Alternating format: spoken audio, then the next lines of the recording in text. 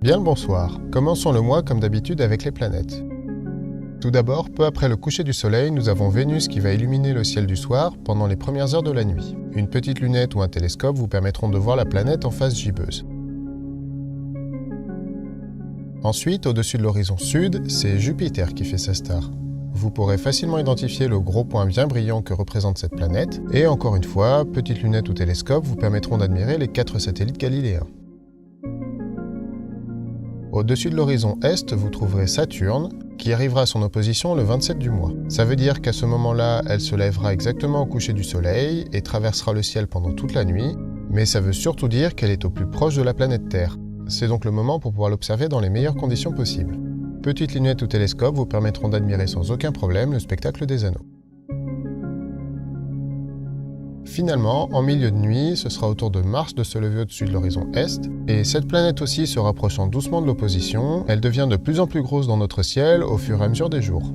Ne vous privez donc pas pour l'observer avec petites lunettes ou télescope encore une fois.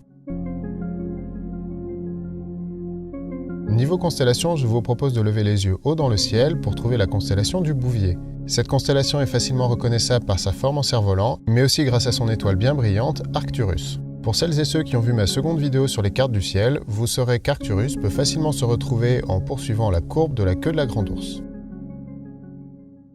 Sur le côté de la constellation du Bouvier, vous allez pouvoir trouver l'étoile Isar. Et avec une lunette ou un télescope, vous pourrez même vous rendre compte qu'il s'agit d'une étoile double. En effet, ce sont 2 étoiles séparées d'environ 185 unités astronomiques et qui orbitent l'une autour de l'autre. À côté du Bouvier, vous allez pouvoir trouver une petite constellation dont les étoiles forment un C à l'envers. Il s'agit de la couronne boréale. Et en continuant votre cheminement dans cette direction, vous allez pouvoir trouver 4 étoiles relativement brillantes formant un trapèze. Il s'agit du corps de la constellation d'Hercule.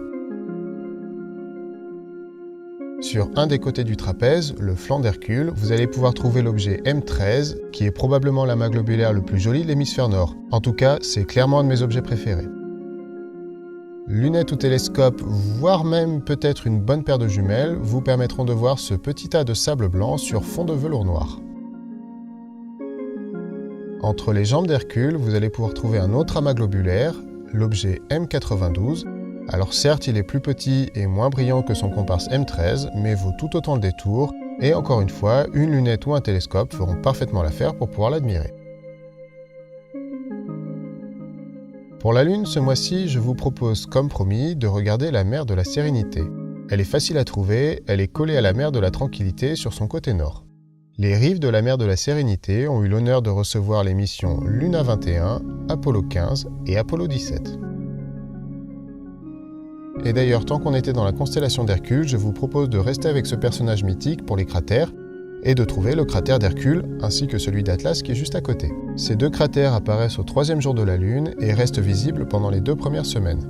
Ils disparaîtront dans la nuit lunaire de l'autre côté du Terminateur, le 3 juillet. Évidemment, je vous conseille de les observer de préférence quand ils sont à proximité du Terminateur, puisque c'est le moment où les ombres sont bien portées dans les cratères et rendent les reliefs quand même beaucoup plus visibles. Ce mois-ci, nous avons potentiellement 2 événements intéressants dans le ciel nocturne.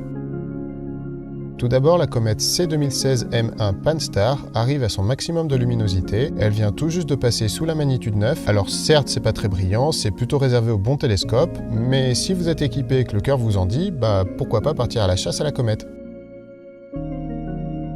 Ensuite, le 28 juin, nous avons l'essaim météoritique des Boutides de juin. Alors cet essaim est un petit peu particulier parce qu'il est très bref et variable, donc il est globalement assez imprévisible, mais ça coûte pas grand chose de sortir dehors et lever le nez au ciel, vous pourriez avoir une bonne surprise. Voilà, avant de terminer, je tiens à remercier mes tipeurs pour leur soutien indéfectible, ça me permet de progressivement améliorer mon matériel. Si vous aussi vous voulez me soutenir, n'hésitez pas à les rejoindre, vous aurez mon contenu en avant-première.